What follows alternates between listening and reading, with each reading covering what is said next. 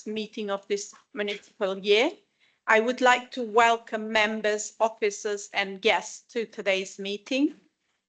Just a couple of housekeeping points. Please note that this meeting is being recorded or live or subsequently broadcasted via the council's internet site. And in view of this, I will invite everyone to introduce themselves shortly. Please ensure that mobile phones are switched off or on silent. In the event of a fire alarm, please leave the building via the nearest exit, as we are not expecting a fire alarm. Follow the instruction from the council officers. For people joining online, please ensure microphones are on mute when you are not speaking. We will start with introductions shortly with the attendees. I will start with the attendees on my left. That's Councillor Overt. We'll start with you. Councillor Ajda Overt, Cabinet Member for Communities. Malcolm, Director for Environment. Max Tolley, Housing Strategy and Policy Officer. Zoe Robertson, Programme Director for Wellbeing and Climate. Luke Hawley-Harrison, Councillor for Crouch End. George Dunstall, Councillor for Stroud Green. Liam Carroll, Councillor for White Hart Lane. Sue Jameson, Councillor for Bruce Castle. Ola Cafe, Scrutiny Officer. Thank you, everyone. And for those of you who will be presenting here, I will ask you to introduce yourself when you are speaking for other guests. Any apologies for absence?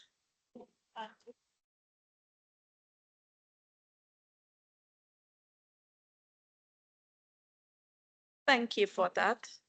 Urgent business. Are there any new items of urgent business that we need to be aware of?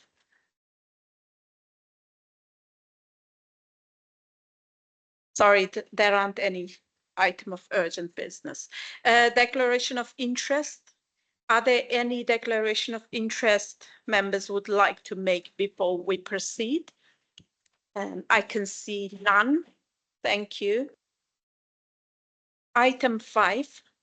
Deputations, and I can confirm that we have received 2 deputations in accordance with the committee's standing orders, and given that they are related to items later on the agenda, we will take these representations after item 9, if that's okay with everyone. Thank you. Item 6, it's the minutes of the last meeting. Please turn to the minutes of the previous meeting held on 11th of March 2025 on page 1. Are members happy to approve those as the correct record of the meeting? I just want to, obviously that previous meeting was chaired by my predecessor, Councillor Baxton. So I just want to ask those of you who are committee members, just there were a number of actions on the minutes, just to check all the actions were responded to and so on, if members are happy to approve as the correct record of that meeting. Approved? Great. Item 7 is the memberships and terms of reference. Terms of reference and membership for overview and scrutiny and its panels for 2025 and 2026 are detailed on page 13 onwards. They were agreed at overview and scrutiny committee on 19th of June. Could the panel note the terms of reference in particular for this panel at page 41? Are there any comments or questions? Please can we consider the recommendation at page 13 as they are agreed, if there's no comment or questions? I suppose I've got a very short comments to make. Just to mention that this panel was previously environment and community safety. Now it also have responsibility for culture as well. So that's been added to the membership and the remit of this committee. So in future meetings, we will be talking about, obviously, we will be scrutinizing the areas to do with culture and the culture as well. Thank you. Approved. Now we are moving to the item 8, which is the draft antisocial behavior policy. We have allocated 30 minutes for this item. So we'll consider, the purpose of this is to, obviously we'll consider the draft antisocial behavior policy, and the panel colleagues will, it will give us the opportunity to basically review how this item came about or was on the agenda. Is that there was a meeting, one-day scrutiny review meeting held in March by this committee, community safety, and it was asked that the antisocial behavior policy will be brought back here for further comments and discussion. Yeah, I will now ask, obviously, the officers and the cabinet member, who is Councillor Ovat, who is here with us, to introduce the report, including some information on the next steps for this policy following considering in this panel. Yeah, as Councillor Ovat, we can start with you then. Yeah. Thank you, Chair.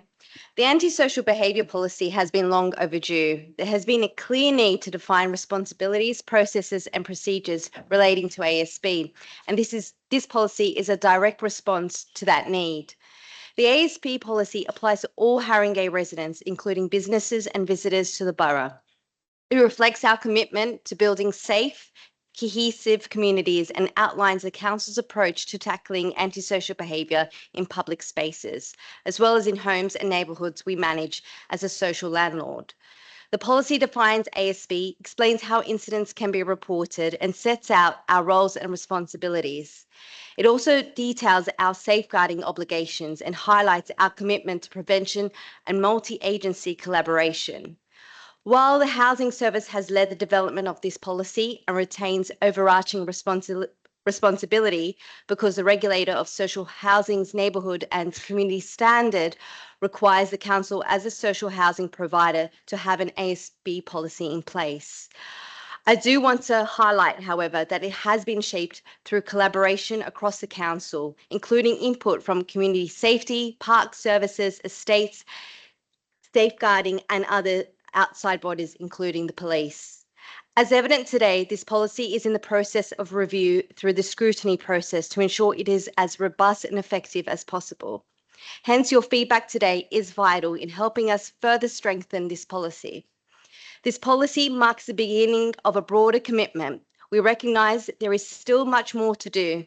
Next steps will include updating our website, preparing a noise nuisance protocol, revising tenancy agreements, and developing internal procedures and guidance to support staff in implementing the policy. We value and appreciate your input today. Thank you. Great, thank you very much for that, Councillor Ovat. We've got officers Hubert Malcolm and Max Tolley also here. Would you like to comment on the draft policy before we sort of move to questions as well? Thank you. Thank you, Jeff. I'll share my screen with some slides just summarising the sort of top line points from the policy.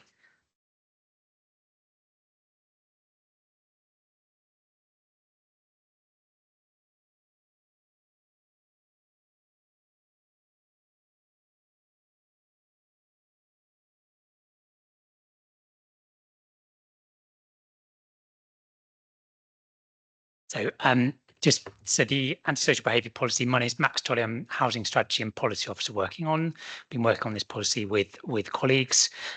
So just to kind of whistle stop tour, I know the panel have had the policy itself, but we thought it might be helpful to summarise for the panel. So to confirm this, the ASB policy will outline our approach in 2 areas. That's our approach to tackling ASB in public spaces and our council homes and neighbourhoods that we manage as a social landlord. We're starting from the point, the definition of from the Antisocial Behaviour, Crime and Policing Act 2014. That's the definition that's used in the policy. I won't read it out, but that is what we're basing on the policy from as a starting point. We've got a definition section early on which breaks it down into the three main types of ASB, being personal, nuisance and environmental ASB. So we've tried to be clear from the start on that within the policy. Moving on, there's sort of top line sections in the policy. We start early on by one thing, working with colleagues, we want to be really clear about the importance of reporting ASB to the right place, and that's been feedback, such as reporting crime and ASB to the police in the first instance. I'm hoping that will help going forwards. And then being clear on the types of ASB that the council can investigate and can support with. So being clear from the start on the policy there. We've got a list that isn't exhaustive of the types of behaviour that are not considered ASB, and that goes into, there's more on the policy, but children playing in streets or one-off parties or events. We set out our response to events and confirm that for all reports, we take a risk assessments for all our cases that are opened. We then move on to talk about how we will try to prevent ASB, and that's through a number of actions. I'm sure that the panel will be aware of many, if not all, including the weeks of action, our strong deep links with drug and alcohol services, and then on our council housing estates, the caretakers and concierges as the eyes and ears on our council estates. And then that final point there is the roles and responsibilities. And we've been trying to be clear in the policy about sort of being a two-way street, in that clearly the council have responsibilities, and we've set that out as clear as we can as both a council and a social landlord and other landlords in the borough. But then the responsibility of residents to sort of prevent ASB in the borough more generally. Continues there. We've been to be very clear about the importance and the pride we take in the multi-agency and partnership working with other bodies, and then the importance of those relationships in allowing those referrals as appropriate to other agencies. We've got a specific section in there around safeguarding children, young people and vulnerable adults, and that covers issues like ASB and supported housing, victim support and vulnerable perpetrators and the response to those. Moving on, we've got a section on communication, and that is mainly about reassurance to the community, complainants and witnesses. That's the purpose of that section, and try to be clear on how we will communicate as appropriate through our website and other media formats. Our approach to reviewing ASB cases, previously called the community trigger, that we've set out where cases aren't resolved, how we will respond to that. And then similarly around complaints and feedback. And another piece in that section is sort of understanding if it is a complaint or if it's a report of ASB, that as part of that triaging when a report comes in. And then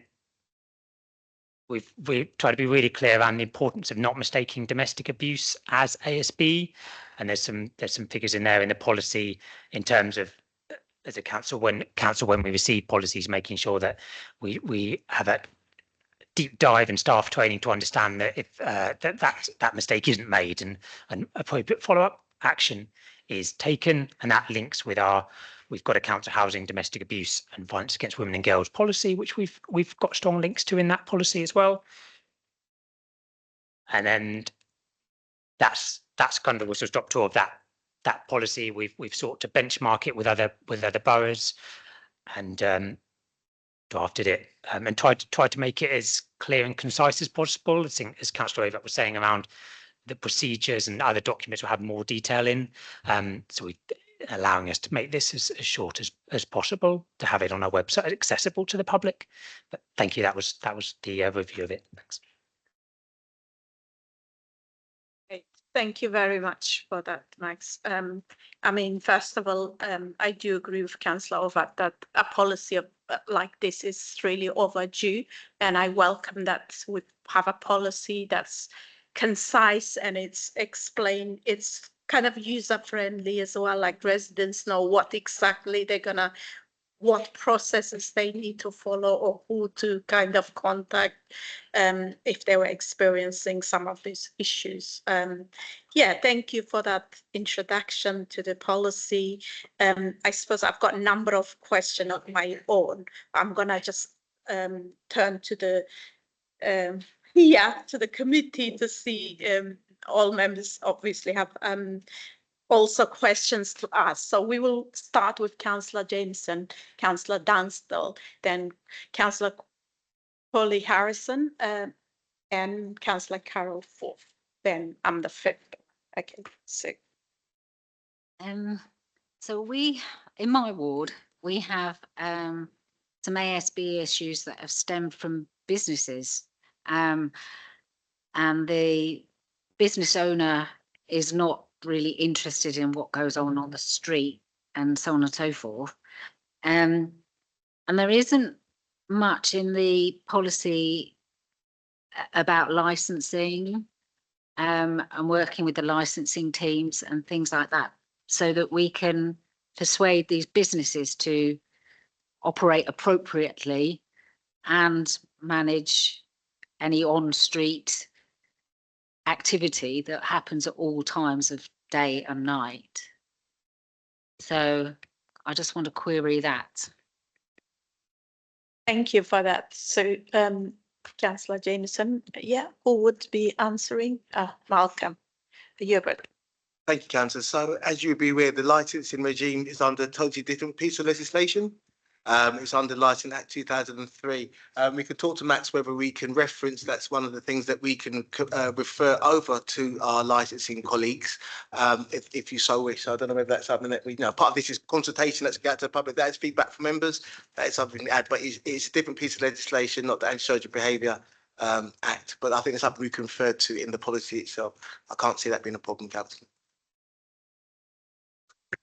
Right, thank you for that. Councillor Dunstall, would you like to ask your question? Yeah.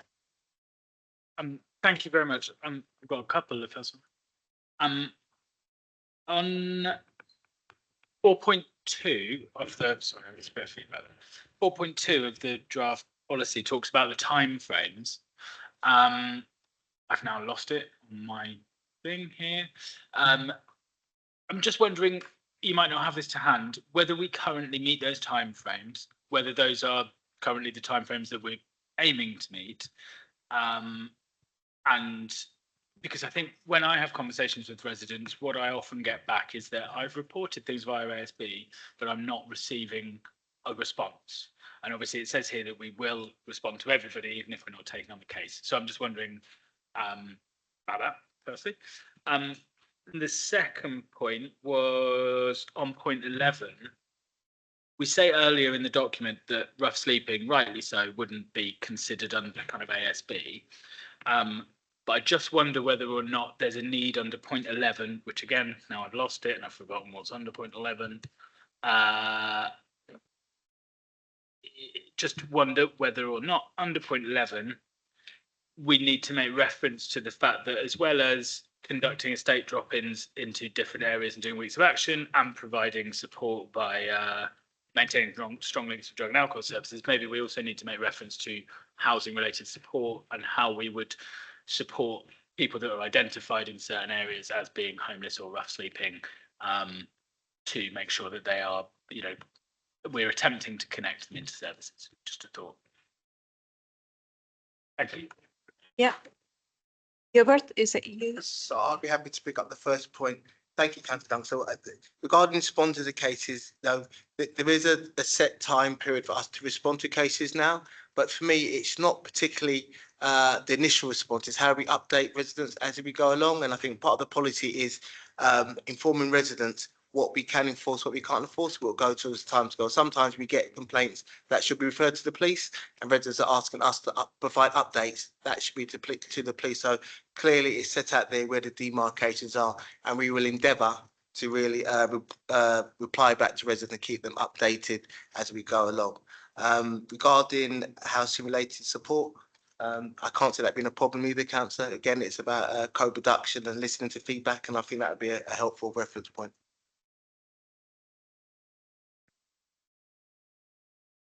I'm happy to take you, but I'm gonna ask, Councillor Coley Harrison is on list, and also Councillor Carroll, then you can ask your question.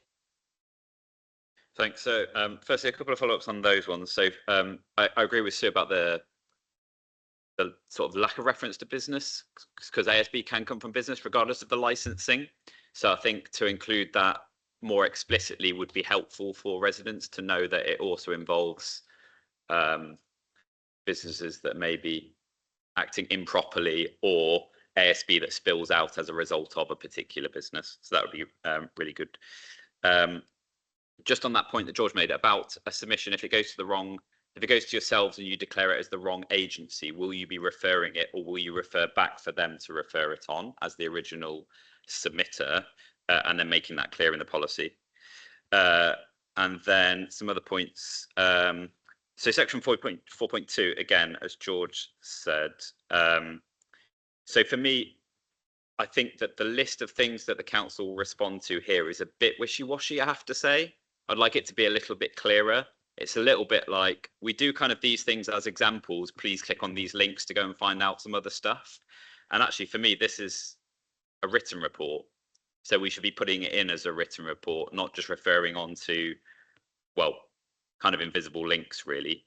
So some environmental problems, don't know what that is. You know, if I'm just a regular resident, not a councillor, no idea what that is. I don't want to go onto the Love Clean Streets website to be referred to about your policy. What if they changed their app or website? So making that, I think, a little bit more substantial would be good.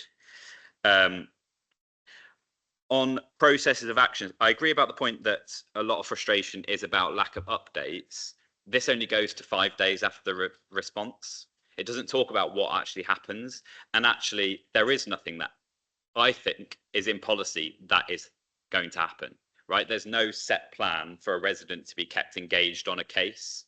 It's not clear that if it's a high profile case, a resident will receive a further follow-up in 30 days, or that they will always receive a case closure report, or they'll always receive a notification of court, or what. There doesn't seem to be any plan beyond that 5 days. So I think that would be good to be set out. And as a wider piece of work, and this is a lot more substantial, it would be good for a resident to be able to get a reference number, put that reference number into some system, and receive a status update on their report. So either it has been logged awaiting checks, or if it's further down the line under investigation or case closed, the same way that they'd be able to with a parking ticket. I don't think that the Met even do that yet with criminal cases. I'm not aware, but I think that would be a really good step forward for keeping residents engaged without it being an unnecessary use of officers' time to continuously be providing updates from chasing emails. And then finally, this is a minor point on the report, page 50, 8.4, the sentence repeats. So everyone in Haringey has a responsibility to show consideration for their neighbours and the wider community. We expect everyone in Haringey to show consideration for their neighbours and the wider community. So one of those sentences can come out, I think. Thank you. I'll just pick up on that. Thank you for that feedback, really helpful suggestions, and I think we will take them all on board. In terms of the references, we are exploring implementing a case management system. So hopefully that will kind of refine things that, you know, in terms of being able to follow up on certain ASB cases. So, and we're also exploring updating our website once this policy is in place. Councillor, regarding when a resident contacts the authority and it should be referred to the police, we will be informing the resident of the right place to make that referral and supporting the resident to do so. Councillor Over, as I mentioned, we're looking at our case management system. And below this, as Max mentioned, there's going to be a series of other policies that's going to, this is overarching. There's going to be a series of policy that's going to be more detailed below that. You can imagine if we went into a lot of detail about how big this would be. This is really a summary document. There's going to be a number of documents that sit below that will give the detail that you're asking for, Councillor. Yeah. Have I missed anything? Yeah. Okay. Thank you.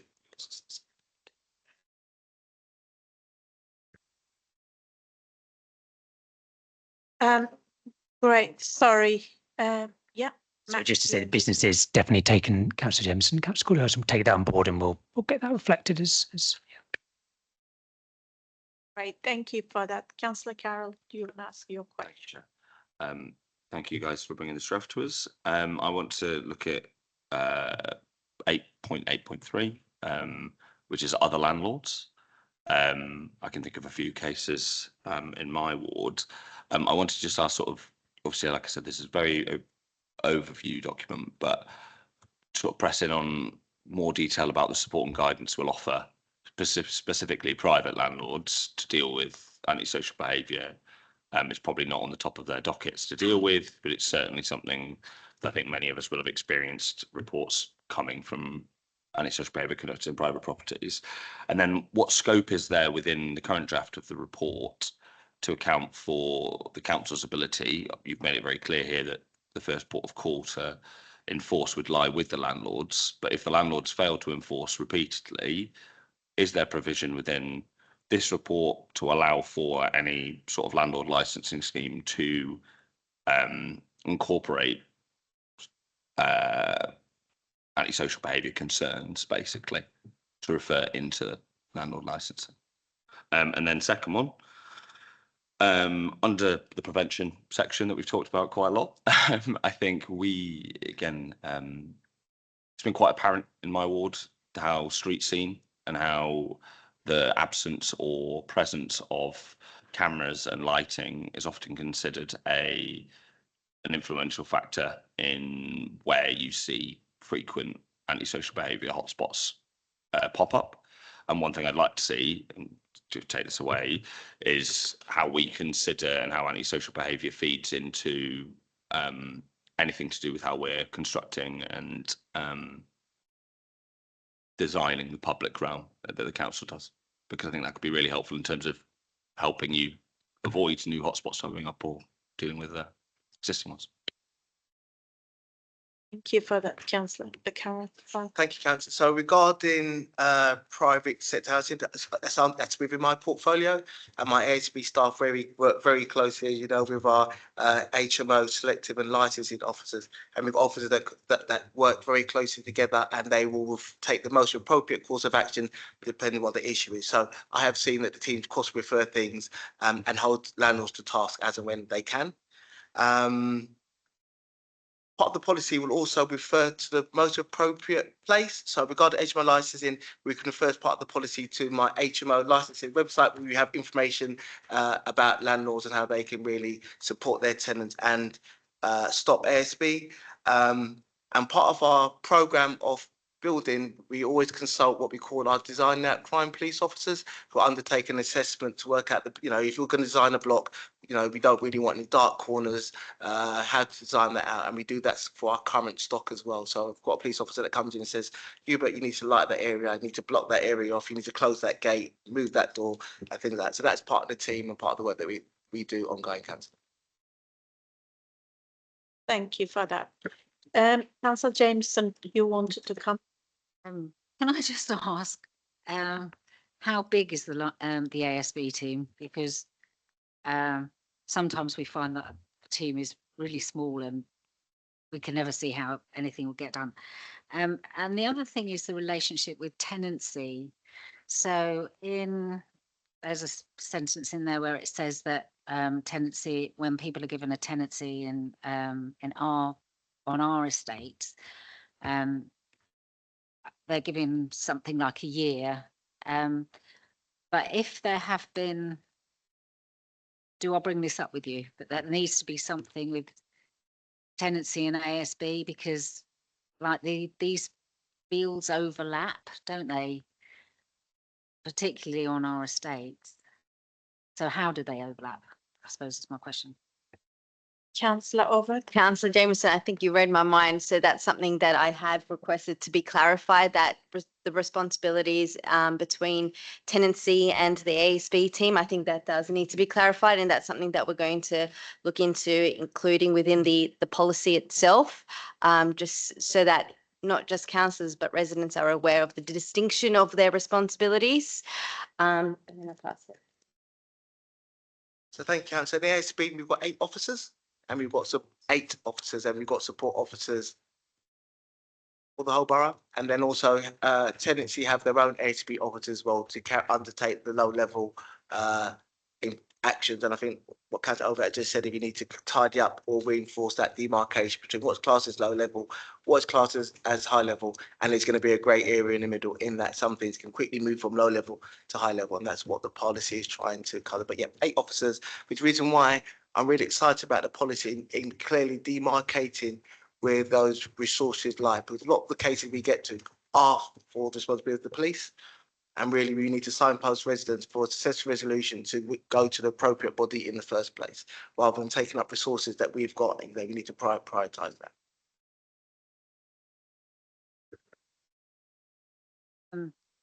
Yes, Ajda, it's like I basically like to sort of understand how ASB and tenants, because tenancy seem to drop. It looks like tenancy seem to drop the ball a bit. So I like you want to clear up the responsibilities of those people, but essentially tenancy need to be firmer with their agreements, I think, to make it easier for our ASB teams. So it's that sort of working is. Councillor Jameson, are you saying that is it part of our, like when people are being allocated a new house from council stock, it's part of the tenancy to be effectively good neighbours, not cause antisocial behaviour, because that's what they're signing. So by working closely with housing and with the tenancy team, then we are kind of strengthening this implementation of this policy, saying that you are actually breaking the rule if you don't behave well towards your neighbours and so on. But anyways, See that the ASB team can say to the tenancy team, can you extend this probation period, something like that. Do you see what I mean? So that we can constantly keep residents who are seriously misbehaving under the cosh with the tenancy thing. right. So my understanding is that the tenancy management policy is under consultation at the moment, Councillor. So that might be the opportunity to provide feedback on that consultation at the moment, and we can feed back into that if you so wish. Yeah, is that helpful? Great, thank you very much, everyone. Now it's time for me to ask my question. So I suppose my question is very much a policy like this, it's kind of like affecting, like there's a lot of information from different departments of the council about the experiences of antisocial behavior and how they're what I'm trying to sort of understand is that what kind of consultation we did with like internal partners, like as Sue mentioned, with the housing and with other departments,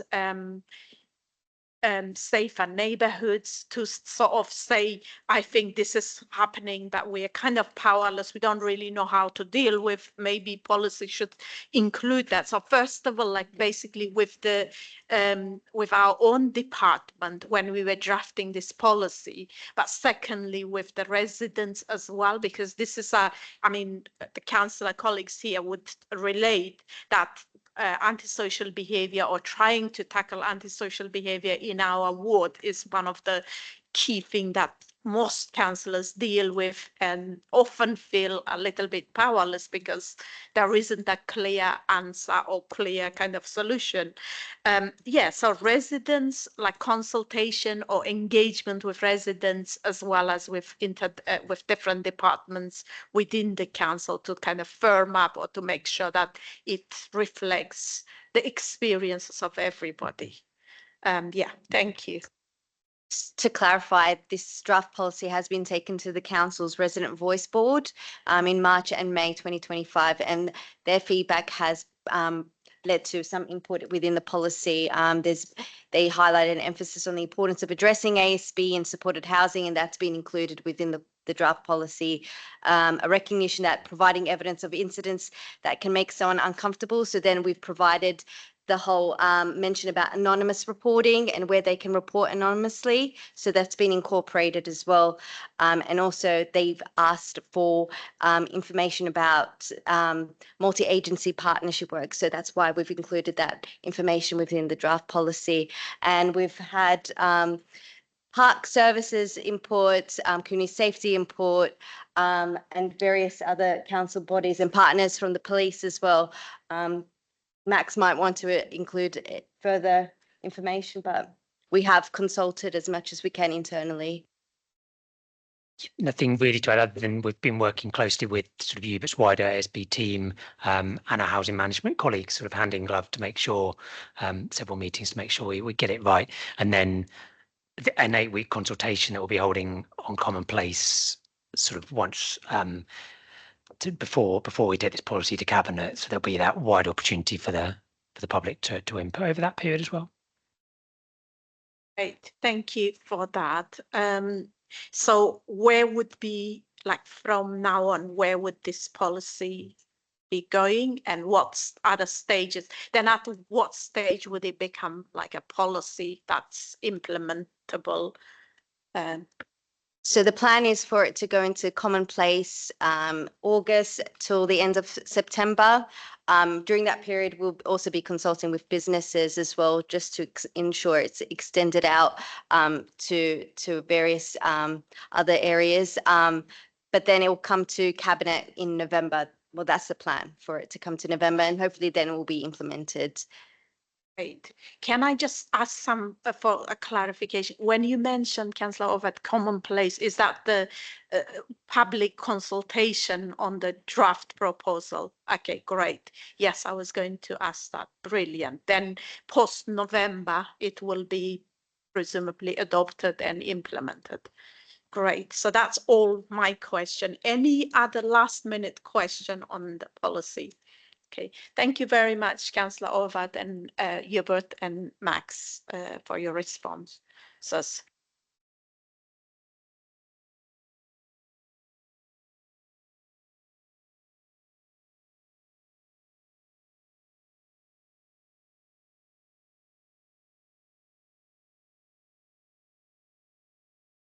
We now move to item 9. Item 9 is good neighbourhood management policy, and we will be again.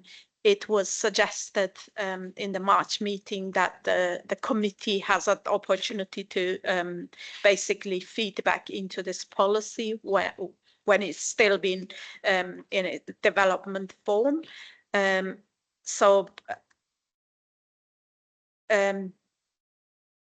We have been basically, we'll have the opportunity to comment, but I just want to ask the officers and the cabinet member briefly to introduce the report and its content, and then to obviously allow us to ask some question and responses. Thank you. Thank you, Chair. So this policy does fall within the remit of my Cabinet colleague and Deputy Leader, Councillor Williams, but in her absence, I will introduce the policy. So the Good Neighbourhood Management Policy is in response to the Housing Ombudsman Spotlight on Noise Report recommendation, which recommended that landlords have a proactive good neighbourhood management policy distinct to the ASB policy. The Good Neighbourhood Management Policy applies specifically to Haringey Council tenants and leaseholders. It addresses behaviours that fall below the threshold of ASB or a tenancy breach and explains how we will respond to such issues. This policy is intended to complement the ASB policy and should be read alongside it. Similarly to the ASB policy, this policy has been shaped by input from feedback provided by council services, such as the Community Safety Team and Council's Resident Voice Board. Your feedback and input will help shape this policy to ensure it is as effective and robust as possible. We value and appreciate your input today. Thank you. Right. Thank you very much, Councillor Ovad. Hubert or Max, is there anything you would like to add at this point as well? Yeah. Chair, if I could just do a similar sort of quick summary then of this policy, and then I will Great. do the same.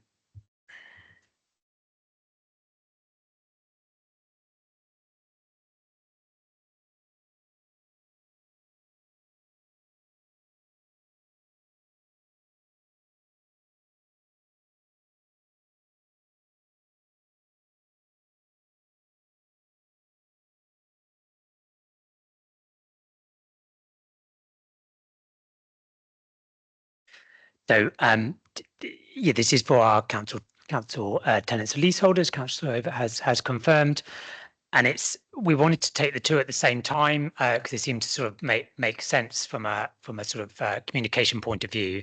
The ASB policy with good neighbourhood management, but it's principally around when tenants and leaseholders are upset or frustrated from someone else's behaviour or actions, but it doesn't meet that threshold for ASB or tenancy breach.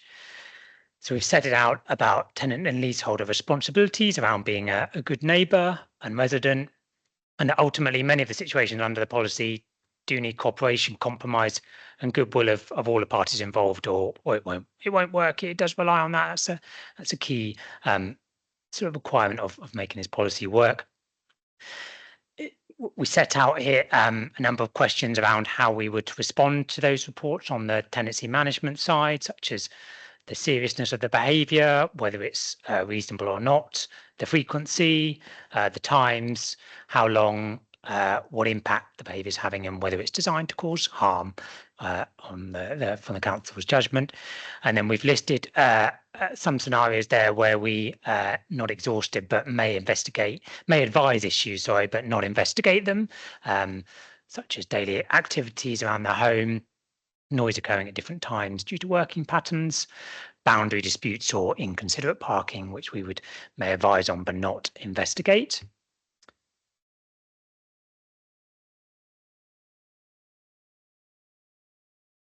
And then just moving on in terms of sort of the proactive piece of the policy is around the sort of possible solutions that we've listed out in the policy, where tenants leaseholders can help prevent low-level complaints being made against them by taking a number of steps there, such as a big part there is around communication in that first one, and trying to be intelligent and sort of a good neighbour. Again, it'll come back to the title and informing neighbours if there are going to be one-off events such as a party.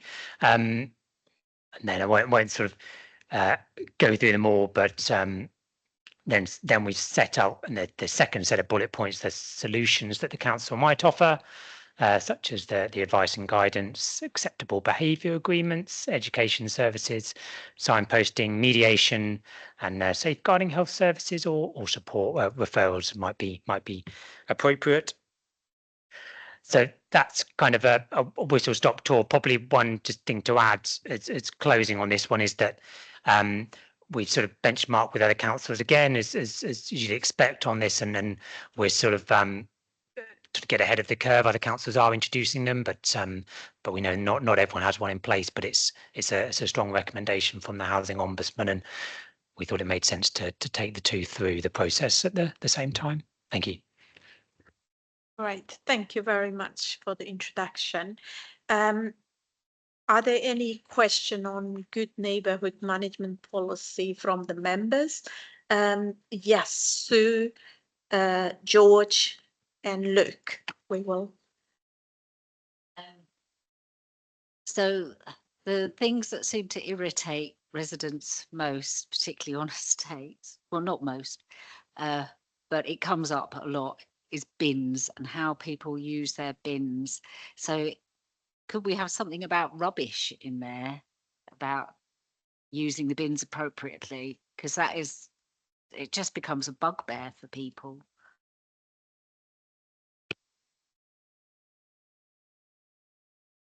Yeah. Thank you for that. I think that was just a recommendation or a comment. Councillor Dunstall, do you want to ask your question? Yeah, thank you. I guess one of the I read this, and I guess the concern that jumped out at me, and I might be being overly cautious or trepidatious in this, is that where you've got residents potentially where a relationship's basically broken down, what this policy therefore does is it gives residents who may have malign intentions towards another resident for some reason a list of things that they can do kind of continually without it being escalated through to an ASB case. And I guess I'm not providing you with any solutions or suggestions here, but I guess that's just a concern, and I wondered whether or not it was something that had been considered. I get the point of the policy and the need for it. That's just something in the back of my mind. And then sort of semi-linked to that, I suppose, is I'm not clear from here at what point some of this behaviour would tip into ASB, if it ever would.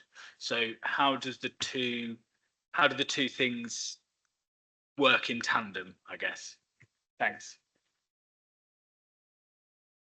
Thank you for that, Councillor Dunstall. Yeah.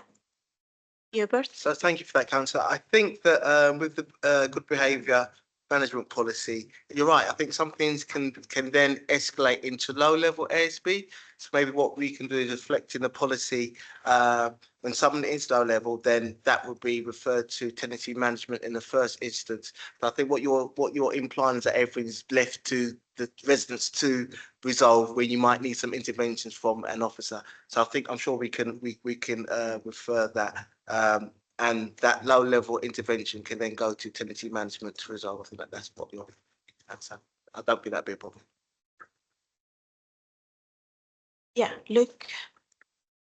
Thanks, Chair. Just on that, it may be worth something about if frequency can be incorporated into the terms of escalation.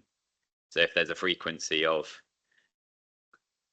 medium level noise, let's say, in isolation, you wouldn't do much. If it's 3 times a year, you wouldn't do much. Probably if it's 10 times a year, you wouldn't do much. But if it's every single night, even if it's only at 10:30 p.m. and you have a vulnerable resident, something like that. I don't know. Similarly, I was going to say about context and how this fits into the policy. So, for example, if you have someone that is continuously playing music with a high level of profanities, knowing that there are minors within the same building or next door. And in some ways it is perhaps a deliberate act because there are some disputes going on, how that would then be escalated. And I know you can't identify every single case and write it out in a policy, but some means of giving yourself that flex, I suppose, would be quite useful. The policy name doesn't work for me because it implies it's for everyone, but it's not for everyone. And it's actually quite interesting, isn't it, that council tenants and leaseholders are kind of unique in that they have these people that can, if they've fallen out with their neighbour, come in and mediate. That doesn't happen in the private sector, right? It becomes a civil matter and you can take someone to court if you think that there is some case to bear. Otherwise, you just have to deal with it. So it is quite unique. But to say that this is a good management policy, it's only good management policy amongst our tenants and leaseholders. For the rest of our communities, this policy doesn't apply. And I wonder if there may be some confusion there where someone may have a dispute, private matter, private property, and they start referring to this policy, thinking, well, you should have signed, you know, we're all in Haringey, they've got this policy, when actually it's not for them. So maybe it is, I don't know, good management policy on council, but I don't know, whatever, maybe think about it or something like that. Another thing that I think is slightly missing is what are the expectations from the council back? We're expecting this good behaviour from you, and in return, what can you expect from us? So, for example, where there is an issue and you bring it to our attention and we are going to mediate, we need to make it very clear that we're going to mediate in an unbiased and independent manner, that we're not going to come in predetermined or, you know, we're going to take the history of someone else in that property into context when you may have just moved in and you're raising a complaint. It's not for then the officer to go, oh, well, yeah, we dealt with that 3 years ago. Well, sorry, I'm raising it again. You know, that sort of thing. We're treating everyone fairly, and I think it'd be good to get that across as well. And then perhaps slightly, I don't know whether this because it sits within a policy, but for me, there's a lack of information about further action you might be able to take. There's no referral on to if you want to escalate to a formal complaint, for example, or if you feel like your case hasn't been dealt with fairly by your housing liaison officer, housing officer, you know, whoever it is, ASB officer. And it may be that it just needs a referral back to the ASB policy, or it needs to refer on to the complaints policy, or this is the procedure you should follow. But if someone were to read this in isolation, I don't think that they would be aware that there is somewhere else to go. Thank you. Right, thank you for that, Councillor. Yeah, I just want to reiterate very helpful suggestions. I think we will look into including them within the draft policy. Again, with the naming of it, it was a suggestion from the Housing Ombudsman report, but we will consider whether to add maybe council housing specifically in it so it makes it clearer. Do you want to add anything, Max? I suppose broadly then, thank you, Councillor, for your comments. I think some of the detail on the procedure as well, that would be so that internal staff document. I suppose the point about frequency and kind of making sure staff are aware of it, clearly that needs to be important, but how much to put in a public facing policy is, I think, something we've been grappling with. I think there's other points made, not to have a route map as exactly, yes, yeah. So I think that's something we'll take away in terms of the detail on that. Thank you.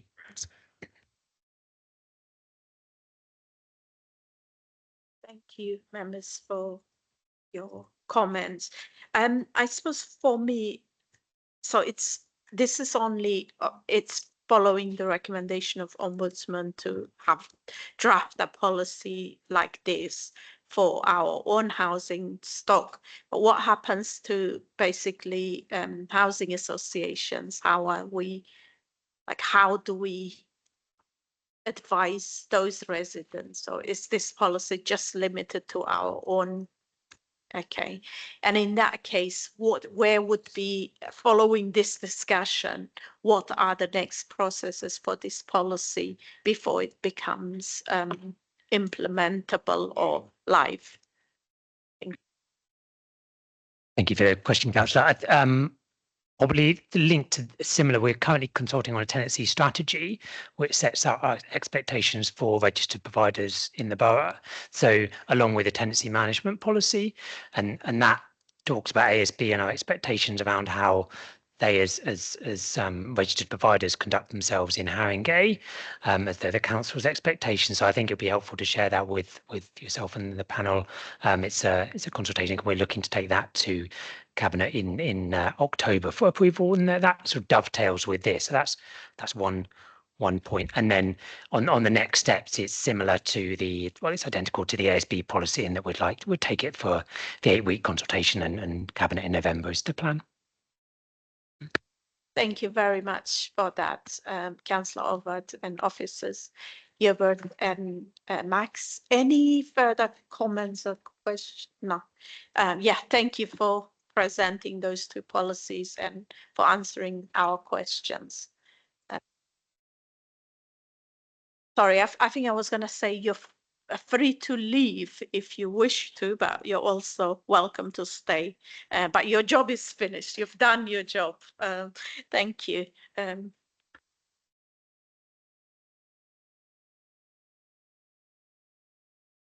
Okay, we now move to item 5.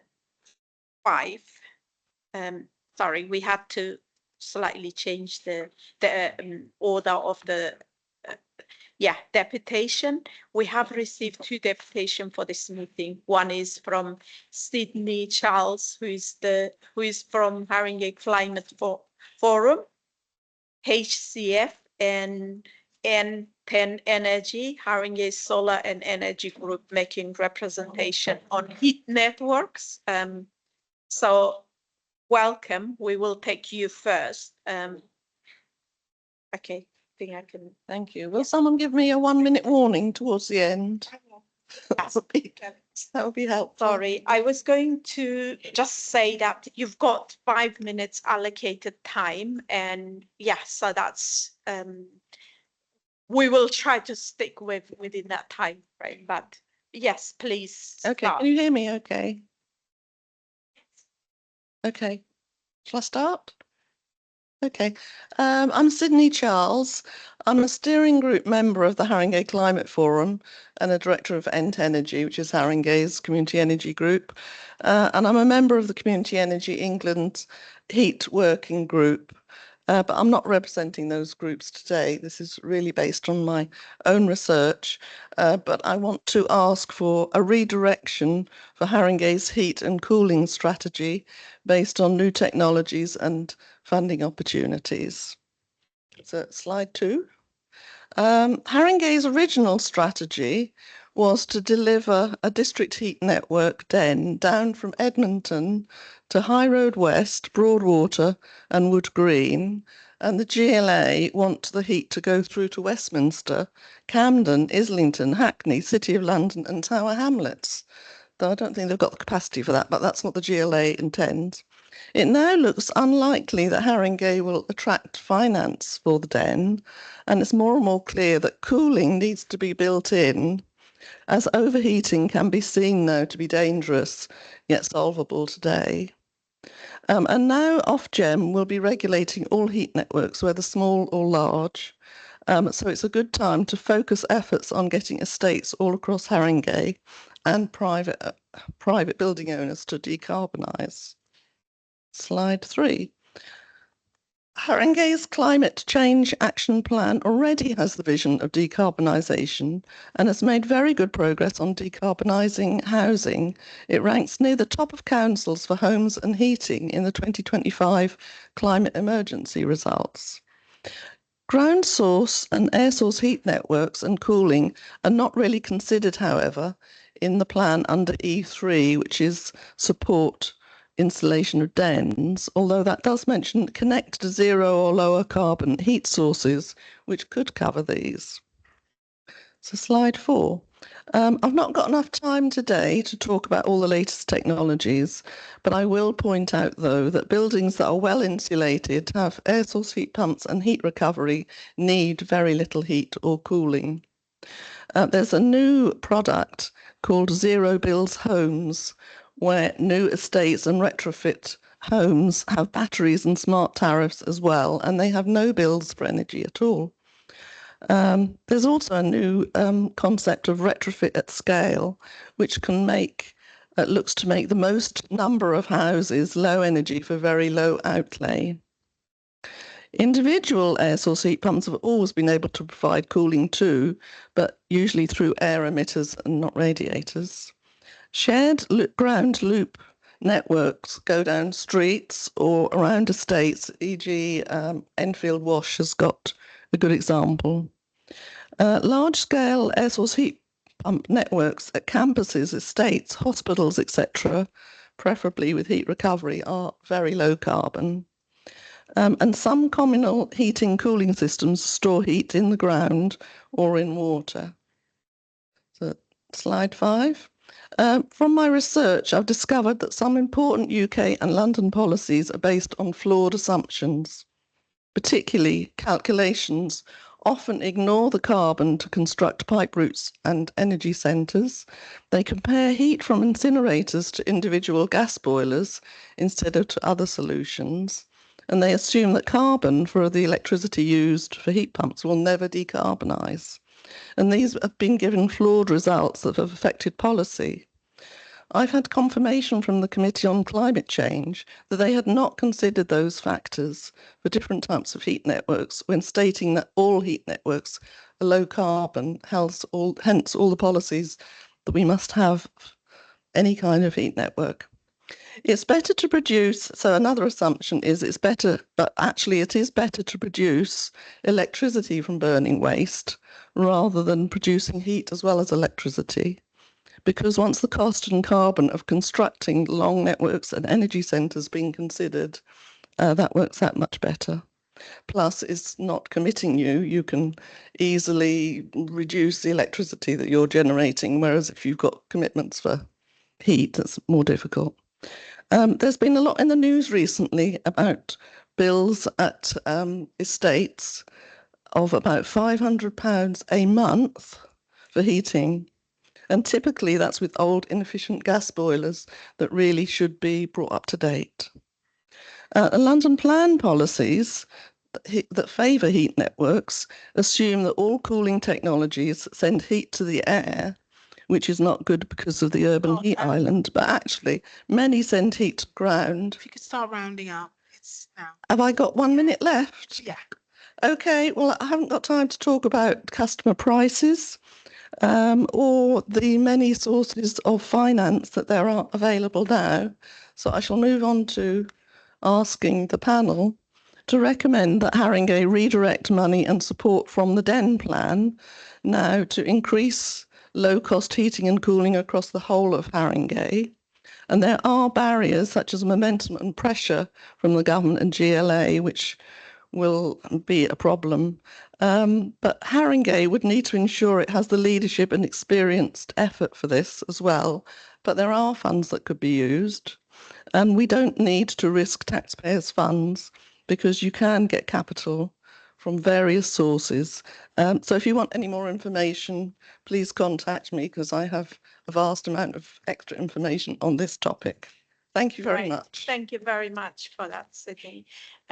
Obviously, thank you for your deputation, and very useful that we have all the committee members. We received the presentation in advance, so we had the chance to look at some of the areas you have put on your deputation.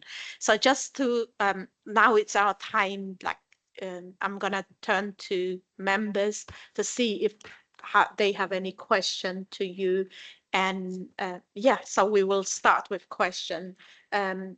Okay, I think I've seen George, Councillor Dunstall first, then Luke, Councillor Polly Harrison second. Thank you very much, Chair, and thank you very much, Sydney, for your deputation. Two questions or 2 points, I suppose. First one was you just mentioned that you weren't going to have time to talk us through what the finance options potentially were, and I can see a bit of a slide here, but I was going to invite you to tell me a bit more about that. Sorry, I was going to invite you to tell me a bit more about that, about the finance options. Do you want to do that first, and then I've got a second question?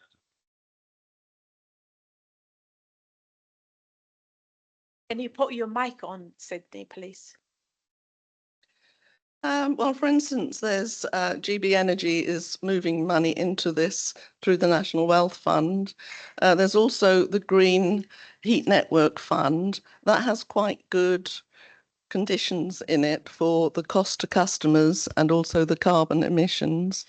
But particularly in Haringey, I just wanted to say a bit more about the Carbon Offset Fund, which has got had £7 million in it at the end of 2023 to do carbon programmes. Joe Baker sent me a list of the allocation so far, which was only 2.2 million.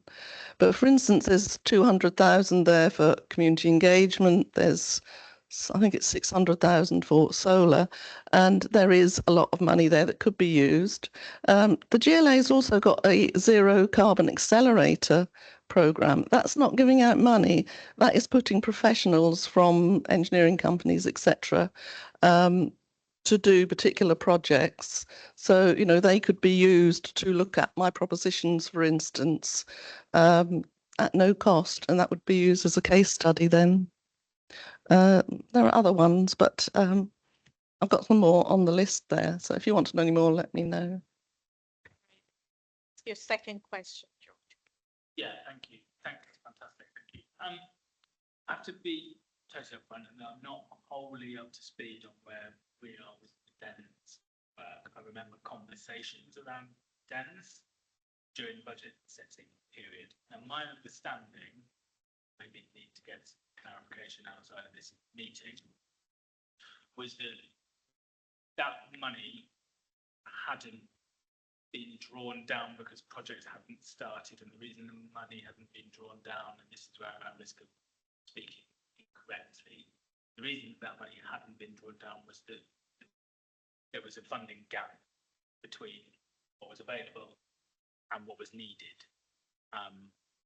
That is a recollection I have. I don't know.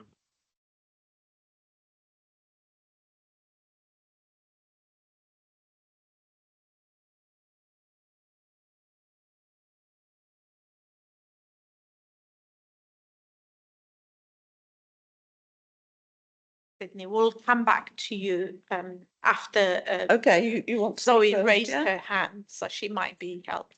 I can hopefully fill in some of the gaps around the heat network funding. So I think due to the wider economic position, nationally, and the increased cost of borrowing, and obviously the council's financial position, the council's capital allocation for heat networks was taken out of the capital strategy last year. So a paper went to Cabinet in just last month in June, setting out that we were in discussion with government around the funding that they'd allocated to the project as well, and noting that we'd taken out our own capital funding. So we're in a bit of a holding space at the moment while we have those conversations with government. Yeah, As well. do come back on that. So if I can say, when Haringey applied to the Heat Network Infrastructure Programme, that was a year or so ago, the capital cost of it was put as £66.36 million, which at that time Haringey intended to have its own heat energy company and to get the money for that.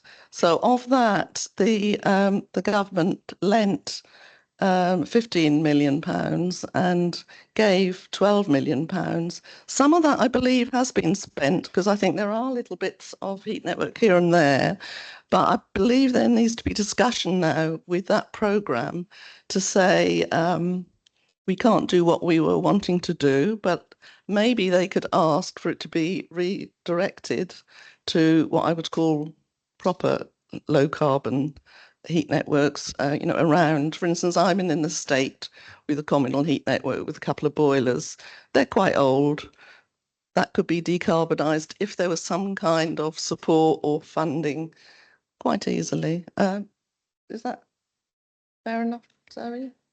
Yeah, thank you. Zoe, you wanted to... Oh, just to add to it, yeah, I think like I say, we are in discussion with government around the funding that they gave us. The piece that we spent, for example, obviously they've been paying for staffing to look into the work, yeah, and some initial pipes went into the ground because in Tottenham Hale, where they were already doing works, and it was future proofing putting the pipes in at that moment. But given the wider funding for the project, like I say, we are in discussion with government around that funding and how it could be, the options around how it could be used in the future. So that's a very live discussion at the moment. If I can just quickly add as well, but that money from the government was not enough for the whole thing. So I understood that you were looking to see if there are any commercial investors who would stump up and own that heat network. From my investigation, that would not be a very good investment because it's difficult to recoup the money on what people can pay. So I certainly wouldn't invest in it. Whether they might find someone to invest in it, I'm asking you to look at the other options. Thank you. And Luke, you want to ask? Thank you, Chair. So yeah, it was just about scale really, and obviously, we all know that an individual property could have an air source heat pump, and we know that you can have the big den that was proposed. What are you looking at in terms of when it becomes economical to be a communal system? So if we're looking at a new development, does it have to be 5 or 10 units before a communal system becomes economical. And then if we're looking at sort of, I don't know, like a High Road West, very large program, are we looking at having that as its own isolated network? Is that sort of what you are suggesting? And then that would come with each development, in which case we could, through planning, prescribe the developers to have that as part of their scheme in the same way that we prescribe them to be able to connect to the den as part of planning. That's very much within our remit as a council. Thanks. I would mention a few examples because I belong to Community Energy England. There's a place up in Rossendale, for instance, where they take a terrace street, and they get, if 70% of the people in the street are willing to consider air source heat pumps, then they put the shared loop right down the middle of the street, and those can connect and other people can connect later. And that works very well because terraces haven't got a lot of room for air source heat pumps, you know, that sort of thing. A lot of work is going on with those models. And also there's a lot of university campuses and things with multi air source heat pumps. So it's quite possible that High Road West could indeed have its own sort of communal heating system. But whether there would be contractual problems with land lease, because I believe there's a contract land lease, that probably says connect to the den. I don't know if Zoe knows that. Or whether they would be willing to vary the contract. Yeah, I know that some developments will have, maybe not High Road West, because it's a bit piecemeal, isn't it? So I'm trying to think of some of the others would have very much, like for example, Tottenham Hale that Zoe was mentioning, part of their planning conditions was to connect to the den. But I think as a meanwhile case, they were allowed communal boilers. Now, it could have been the case that actually they were mandated to have far more green energy systems in place before that. And maybe that is something that we could look to get to. Presumably that recommendation will come on the next item rather than part of this deputation, right? But I'm also just wondering in some ways whether to get there as part of this, you're also looking at retrofitting and the energy efficiency of buildings, or whether you're just looking solely at the energy generation part. And then separately, batteries, and where we are with the development of batteries to be able to facilitate something that is mixed energy generation. So, for example, solar stored in batteries, as well as air source or ground source or whatever, or whether we're still in a place where we need to have air source and ground source as the primary source of energy through nighttime and winter months. Well, if I can go back to the zero bills thing that Octopus is doing with Legal and General, they have worked out for ordinary houses or for estates, they've got agreements. They have solar panels, they have batteries that will store cheap electricity from night. And they have the advantage actually as well, is if the grid goes down, you can carry on with your electricity, which is really quite a new thing, I think, and a big, big advantage. And they're well insulated. They have air source heat pumps, which are quite cheap to run because they're generating their own electricity. And Octopus guarantee no bills for 10 years because they can do it on, you sell your surplus back to the grid, etc. So all of that is here today. But if I can just mention the gas as a temporary measure, this is something that's not taken account of in carbon calculations. And also, if you're putting like Ashley Road at the Ashley place, Wing Not Walk or something. I'm not sure, up there anyway. Excellent houses there, well insulated, almost passive house, and they put gas boilers in because they were expecting the heat network to come at some time. Or that the incinerator isn't going to produce any till 2029. So all of that time, you've got the gas emissions, you've got the gas pipes going in. It really is, the interim gas is not a good idea. Great. Thank you very much, members, for your question, and thank you, Sydney, for your deputation. We will definitely consider the recommendation. So I just wanna, but obviously the time allocated for this item come to an end. I just wanted to see if Zoe got anything else to add at this stage, as well. Thank you. And I think this overlaps a little bit with our next item on the climate change action plan. And I think, you know, we are in a review period. We know technology is changing all the time. We've already discussed, you know, the heat networks project is moving on and at pace, you know, regionally as well as locally. So thank you for your time. I know we already work quite closely together through the Haringey Climate Partnership and the forum. So I look forward to using your expertise as we develop the plans going forwards for Haringey. Right, thank you for your deputation. A written response will be provided in accordance with committee's standing orders 30.7. So you can return to your seat. Thank you. Can I invite our second deputation, Dr. Johnny Groom and Lee Wilensky, co-chairs of Healthy Streets North London on low traffic neighborhoods.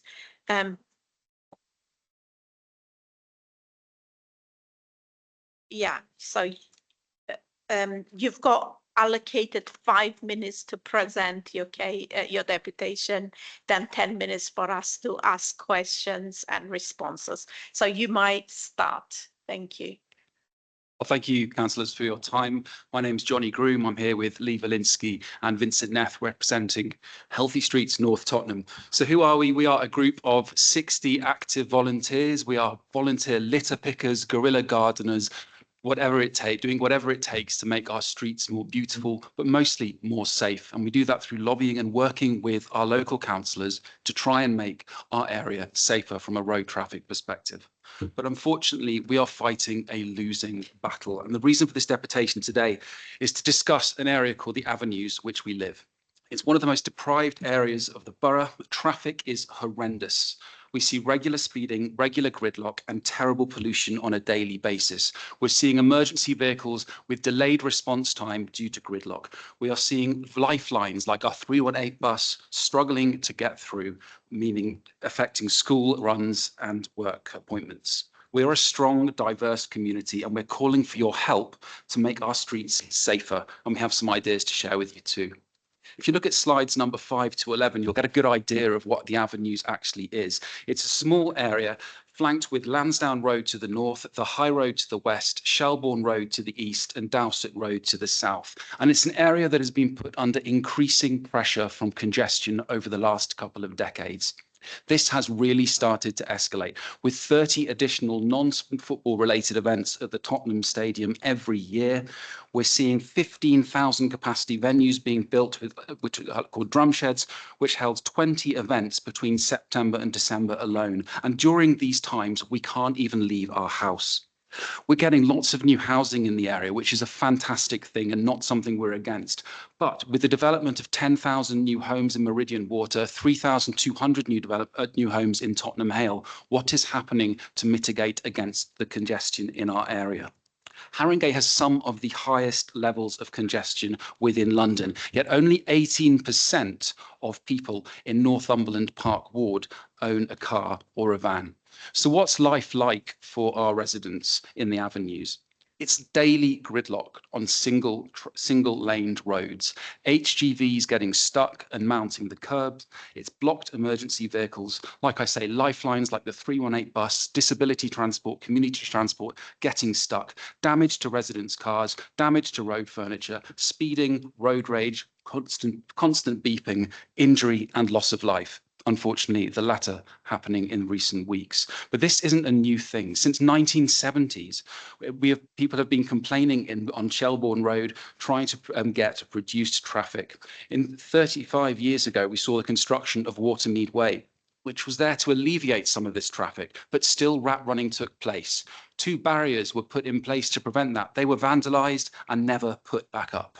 The reality is we have a fantastic working relationship with our councillors, and we applaud the determination and tenacity of Mike Kakata and his team in the installation of traffic calming measures further to the west, but we are infuriated that our area, arguably an area of greater need, is getting forgotten. The adopted walking, cycle and action plan in 2022 highlights a feasible and fully funded LTN for North Tottenham and a protected cycle lane connecting Cycle Superhighway 1 with Tottenham and Northumberland Park. Council, what has happened with these plans? What has happened to that funding?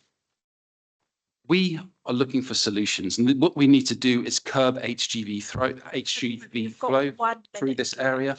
We need to significantly reduce these rat runs. And if you can look on slide 22, you'll see one of our proposals. We propose 3 simple traffic filters to be put in place, one on Rosebery Avenue and Shelbourne Road, one on Hollington Road and one on Scotland Green. And we believe that these 3 simple filters will mitigate against the significant congestion we see. Councillors, North Tottenham is changing with more and more people moving here to start families. And it's important our representatives understand that with every avoidable visit to the hospital because a child has an unavoidable wheeze due to poor air quality, with every minute stuck in traffic on the 318 bus, making people late for work, late for school, with every day exposed to constant beeping and road rage, with every damaged car, with every road traffic accident, with every near miss, and with every death, our residents are getting angrier. And this anger will be felt at the ballot box next year unless timely action takes place to deal with this issue. We need this committee to tell us what is happening with the funded plans and the adopted walking and cycle action plan. We need this committee to help us drive traffic mitigation measures forward. The time to act is now before we cast our votes next year. And we look forward to your questions. Thank you. Thank you very much for your deputation. Yeah, any question, members, or comments? Yeah, Councillor Dunstall, we can start with you. Yeah. Thank you. Thank you very much. Just so I'm absolutely clear, effectively what you're asking for is an LTN to be introduced into that space. That's what you want. Okay. No, go on. We're looking for traffic mitigation solutions. We see an LTN has been supposedly been funded on previous documentation. 3 traffic filters, not necessarily a full LTN, would solve the issues, we believe. Great, thank you. And can I, again, just so I'm really clear looking at this, I'm wholly supportive of the principle, just to get that out there. Where are you? I'm not clear where the HGVs. I know Dowsett Road and I know the area. Live not far from there myself. I'm not clear where they're coming to and from. They're coming off like Tottenham Hale, cutting across to the high road, but using these residential streets. And where would you be proposing they're being redirected, I suppose? Yeah, I'll take that question. So effectively, HGVs are avoiding Watermead Way, the road that was built to kind of alleviate traffic, and going down Shelbourne Road, Rossbury Ave, Havelock Road, and either down Dowsett towards the high road or down Parkview Road, which funnels out by the Hale and Tottenham Hale. We have strategically placed these filters in the suggestion due to the fact that there is an industrial park at the end of Shelbourne Road, which would still need HGV access, and that's why the filter has been placed further down to allow for that back and forth along that road. But we are getting completely and utterly inappropriate transit of HGVs down much smaller streets throughout the avenues. Just one follow-up on that is that obviously throughout this you've cited, and rightly so, that there's kind of like 3 very different issues that are colliding here. One is the big increase in events from Tottenham Hotspur. One is change in use from the old IKEA into a large nightclub facility. And the third one is just sort of broadly traffic HGV coming down residential streets. I'm just wondering, and I suppose it might be a bit subjective or anecdotal, but what is your feeling for, like, is it different when there's an event at a Tottenham match to on a Wednesday when HGVs are coming down, or is it that there's just an increase in traffic generally as a result of these 3, colliding issues? I think for the Spurs matches, it's quite well. That's a lot of pedestrian use. I think it's over the years they all congregate at Tottenham Hale and walk there, or Northumberland Park or White Hart Lane. When the events are on, I think it's a whole new raft of people who are coming into the area who probably can't navigate their way around. So it's a lot of Ubers, mainly, and coaches coming in with fans. And yeah, so that's mainly the two kind of things. Well, I think what we're differentiating here is bad and awful, because every day is bad during commute. Every day is bad during the school run, and we are seeing curb mounting episodes on a daily basis out my window. It's unsafe. Pollution levels are unsafe. Looking at the local pollution node, on event days, it's unlivable. Sorry, one other point in terms of the HGV access to the industrial estate. I mean, there is a question mark whether in time can the tenancies be staggered in a way that they don't need HGV access, that they need a Luton van access. There are some companies in there who, well, sometimes the HGVs are coming in and we don't actually believe that they're affiliated with any of the businesses. They're coming in to rest and sleep, and then other vans are coming in and distributing their wares, and they're driving out from that point. It's almost like it's a kind of haulage point. So it's something potentially in the future it's something we can look at. Quick question of my own before I know Sue, you indicated, and also Luke indicated that you wanted to ask a question. Plus the ward councillor Gordon is here. She also indicated that she wants to ask a question. Ruth, I will let you ask a question after the members have their question.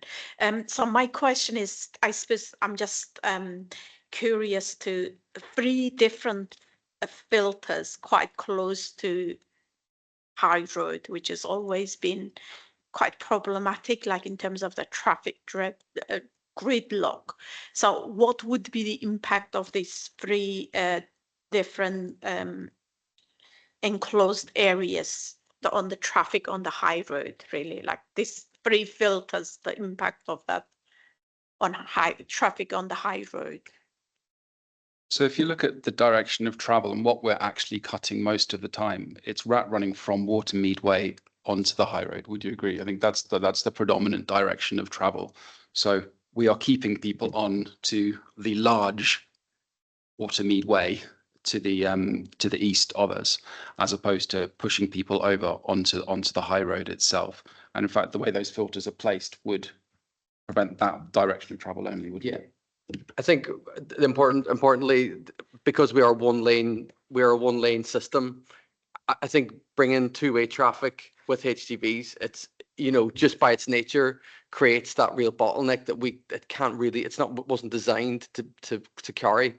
And I think like Lansdowne Road, the High Road, Watermead Way can carry that kind of flow, but when they get blocked, and even beyond that, I think just people's daily routine now is they come in off the Watermead Way, and it's easier sometimes to kind of come down through the area, which then obviously generates the whole problem. And the 318 bus is just, you can often see 3 of them kind of stranded and stuck, you know, like beached with a HGV, and there's traffic and all the school kids getting off and having to walk down the High Road, and elderly people who maybe haven't got the ability to walk down to the road are kind of stuck within the community because of the traffic issues. Thank you for that. So then I will move to Luke to ask the. Yeah, so I'm also after clarification. This proposal is something that you've drawn up. You haven't done it with the council yet. But have you had anything like you know, the ATCs that are put in to count? They count and measure traffic, tell you if it's a bike, it's an HGV, it's a Luton van, it's a car, whatever. Have you got any of that data? Yeah, so we've looked into that data in the past. I think 2017, I think 2022 as well. So going back quite a ways. And I mean, this was more around speeding rather than traffic count. Obviously, you get the traffic count data. And we have worked with our local councillors to kind of look into that together. So that proposal is just, you know, what we've drafted, but obviously our local councillors and Mike are aware of this as well. But obviously there's a point around, do you go with a small LTN, just focusing on the avenues, or, do you have to just look at it as North Tottenham as a whole, from Tottenham Hill all the way up to Brantwood Road? Obviously, we're trying to be a bit more agile and trying to get something across the line that's tangible, because generally residents are feeling a bit let down after 5-6 years of promises and not having any kind of implementation. I should say this is our initial starting point. We would obviously want to work with highways and the council to perfect this or change it. It's a kind of starting point and a starting discussion. We think it has got legs, but obviously we want all the different parties to kind of have their input. I've come to the Climate Action Forum and sat on the same table with people from highways, and I've sent about 10 to 15 emails to the highways team and had absolutely no response from them. So we would appreciate some more support and guidance to help get this over the line. Luke, then I'm gonna allow Councillor Gordon to ask her question. Thank you, Chair. So HGVs have been mentioned a lot, but I'm assuming that that isn't the sole problem, right? An HGV ban would not resolve the issue. And presumably it's not also really local traffic combined with HGVs. There's a lot of other cutting through traffic. Maybe they're cutting out a section of the North Circular instead of going, they're going up to the 810 instead of Waterloo, that sort of thing. Okay, I understand. Now, I remember it being added to the budget, so fair play for digging that out. And I don't remember it coming to any formal committee since. So ultimately, the cabinet member is the decision maker. So what is the reason that it hasn't progressed from being a budget item that was funded, as you say, and is it part TfL funded? I can't, yes, okay, part TfL funded as well, so even better, to not progressing. Have you been given that explanation as to why we're kind of at an impasse? No, we've not. Well, fair enough. So you said that you've worked with Councillor Hakata. So is there positivity coming from the cabinet, and you're just getting silence from officers? I'm just wondering where to. Obviously, you've come here, and we are a scrutiny committee rather than a decision-making committee. So whilst we can make recommendations to the cabinet member, it's ultimately for the cabinet to make that determination. So I'm just wondering whether you can give us an impression of where you feel like the resistance is coming from, bearing in mind we're already saying in policy you have the money, and that also means that you have the green light in some ways, right? You have positive conversations from the lead cabinet member, and we're not going anywhere with it. And also, maybe this is for Zoe to come in, actually. I don't know whether you cover LTNs now. My recollection is that LTNs that are ANPR based rather than physical barrier based reclaim a fair amount of the initial outlay back, right? And so that is a benefit of doing it that way, even though it's only going back to highways or whatever. So presumably capital investment isn't the issue. So I'm just wondering where you're wanting us to go with this, where you see the resistance and what we need to unblock.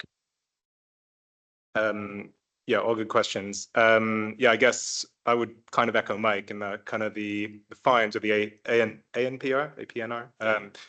Yeah, we wouldn't kind of expect to gain revenue from that, or the council will gain revenue from that and fund the program. But yeah, effectively, part TfL funded, green light in the walking and cycling action plan. Yes. I guess the kind of momentum, from what was it in mid-December when the 3 other LTNs were signed off, that felt like kind of a landmark moment that should have given Haringey Council a bit more kind of confidence to proceed forward with other LTNs. I think it's not so much the lack of support. I think it's more I don't want to call it apathy, but kind of just lack of kind of momentum, basically, like it just kind of vanished.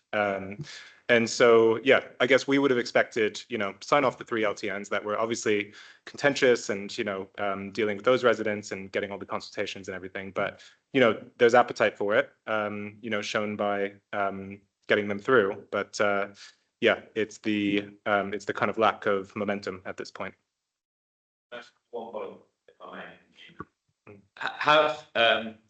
Has it been the case that during that kind of that later period, post sign off, or even slightly before, you've had a sense that it's because the council or whoever are trying to push in different, like there are other priorities. Like actually, we're going to be looking at cycle infrastructure first, and then we'll come to it. Or have you had any inclination of that, or has it just been kind of a radio silence? Oh, sorry. Do you want to take it? Yeah.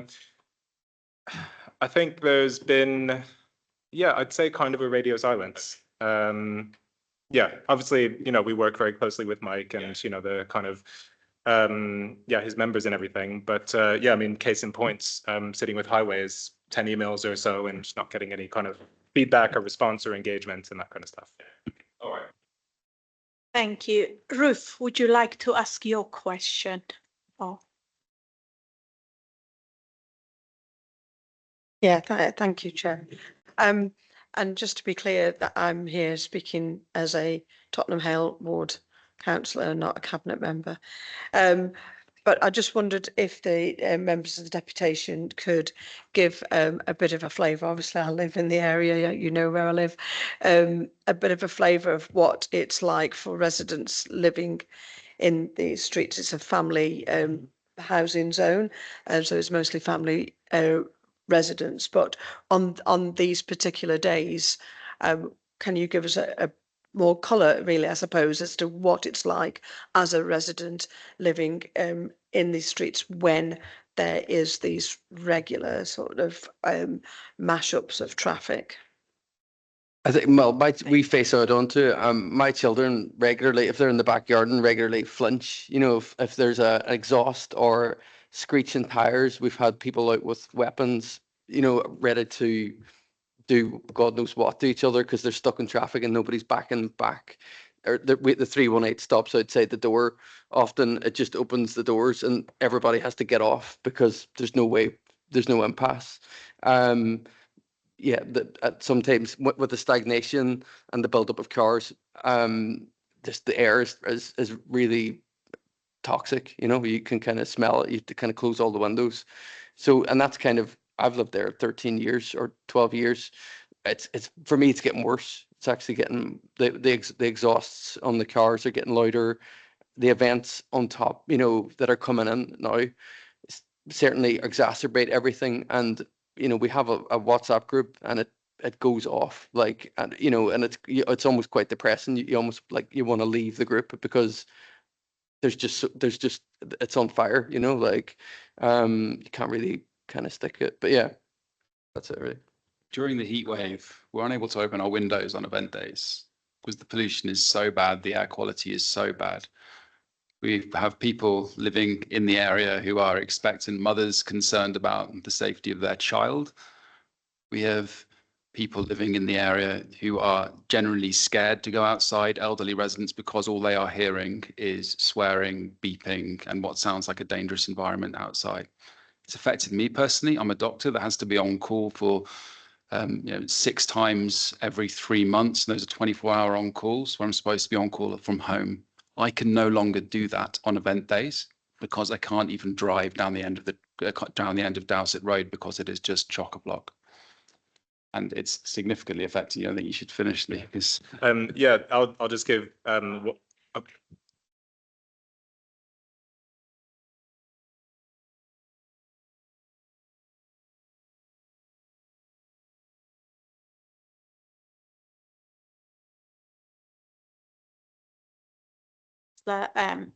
Coley Harrison asked rightly that this is obviously it's not a decision-making body. We definitely, I mean, what we will do, we will ask officers to come back with a written response to your deputation. And I don't see any reason why there are you're not sort of having a much more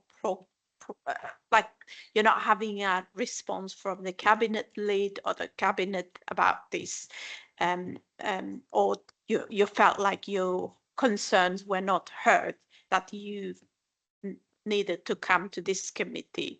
I mean, I'm a bit surprised, but obviously we don't have any officers or anyone here to respond to those questions directly. But just to assure you that there will be written answers to your deputation.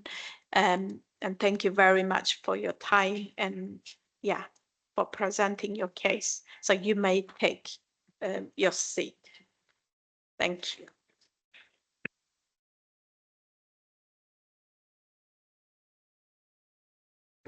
Our next agenda item is the Climate Change Action Plan update.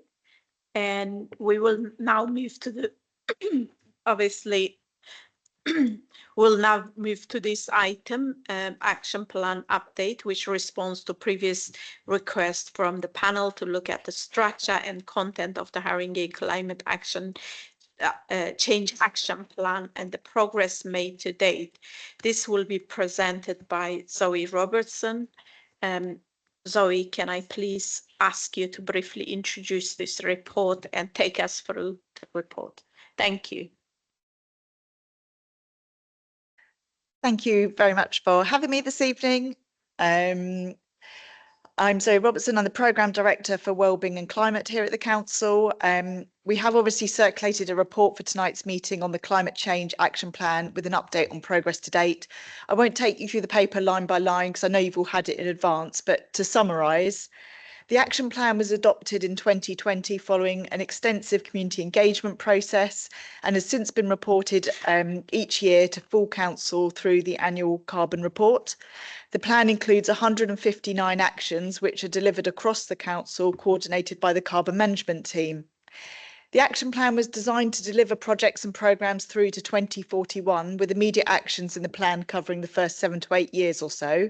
And as such, the plan does, of course, need to be reviewed and updated over time to keep it current. Since the plan was adopted, several things have changed.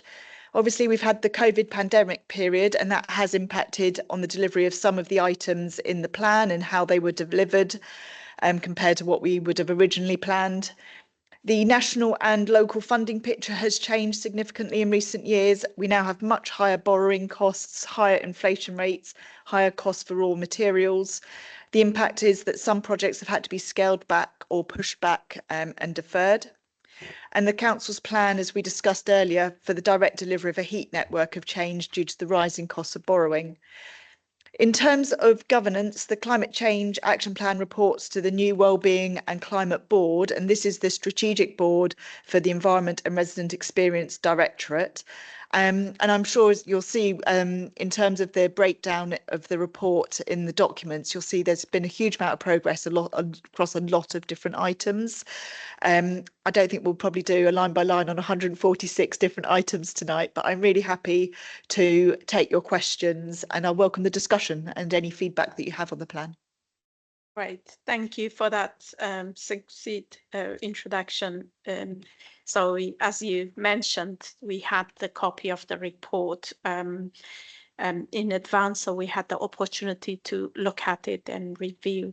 So you mentioned already that some areas of delivery were obviously impacted by COVID or other factors, and the update is for this year and next year. So I'm just assuming that this is because it's an action plan for next few years. So every year this committee will probably receive an update on the progress we are making. So now it's our time to have some questions and comments from members. I will start with Luke. And yeah, any other comments? Thank you, Chair. I've got a few points there. Just on that though, this is live. This is recently updated. This hasn't been updated since it was originally written. So the spreadsheet you've got has been prepared for tonight. So the commentary in that is recent, but the actual action plan hasn't been reviewed in 5 years, which is why I particularly welcome the discussion on it tonight, because it has given us the opportunity to give an update against each of the items in that large spreadsheet that you've had. So the spreadsheet itself C1, C1, C1, C2, they're up to date by and large. Because I'm looking at the first one that contained a date, and it says, which is on page 6 of the supplementary pack, the top one seeks to expand the number of council solar installations. Council is currently undertaking repairs on the PV systems, which I remember because that was something I flagged. Once completed in mid-23-24, we will seek to identify additional buildings. So that feels like quite a... I think you're quite right. It's a good spot. I can take that back as I'm not sure where all of these comments have been compiled from, but that's obviously a really good spot. Okay, all right. Well, I'll go through my other points as if these are up to date, if that's okay then, and I'll assume that they are, and then anything that needs updating. So, for example, the first one, the waste management plan is RAG rated as red, but we adopted that at Cabinet on Tuesday. That was that, I think. So I don't know how that's red. The corporate buildings to net zero one general, and actually maybe this ties into a few of them, even though it's not that explicit language. There was this combined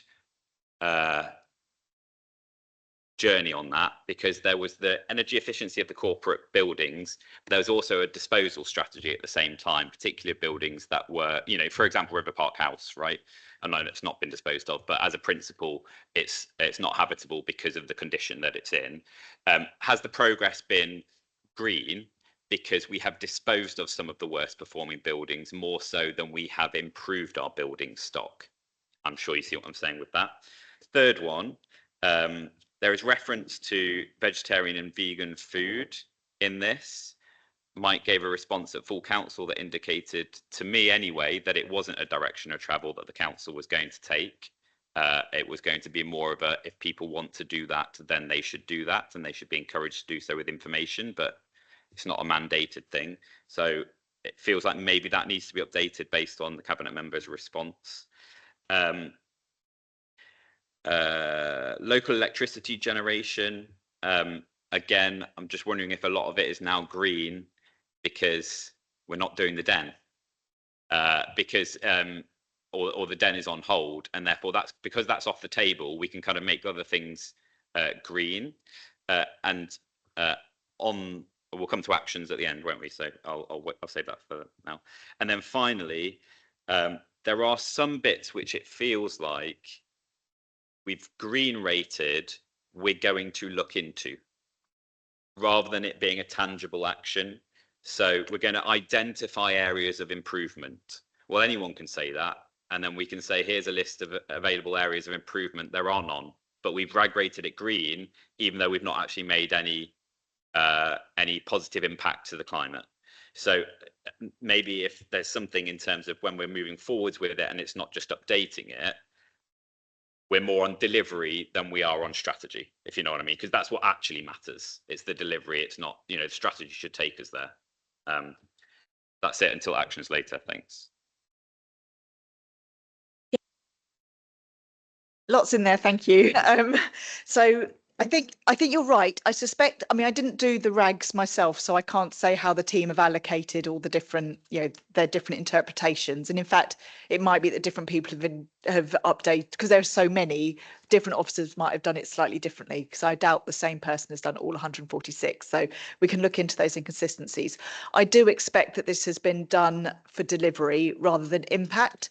So there probably should be a line or a column in the plan for actually impact, because then we can be focusing our more and more limited resources in the areas that have the biggest impact. So I can definitely see the value of that. But I suspect these are really about whether it's been done. So if we know something has been done, we've given it a green. Likewise, you'll see in here the heat networks has all gone red, but I can't comment on therefore why the other actions around local area energy generation has therefore been green. So interesting point on the vegetarian vegan food. We can make sure that ties up with recent commentary. Corporate buildings and disposal strategy, my interpretation of that is actually our ability to achieve our council targets for decarbonising our estate has been slowed down because we haven't disposed of those buildings yet, like River Park House. And obviously that will have a massive impact on our ability to decarbonise the bits that we're responsible for. Right. Any other comments or to make on the reports? Okay, I've got a comment. I suppose more than a comment, Zoe. I mean, the copy I had online obviously had the RAG rating, and it was clearly, but it's a bit unhelpful that I've got the black and white Same. copies. I can't really tell where where we are making genuine progress. I think from memory of seeing that the colored copy, it was actually there was like fantastic progress made. But how, like from your point of view, how well are we doing? Like if we were to sort of, if you were to mark your own sort of work, what would you say, what areas we need more improvements, but overall, how well are we doing or implementing those actions and plans and beginning to see results, I suppose?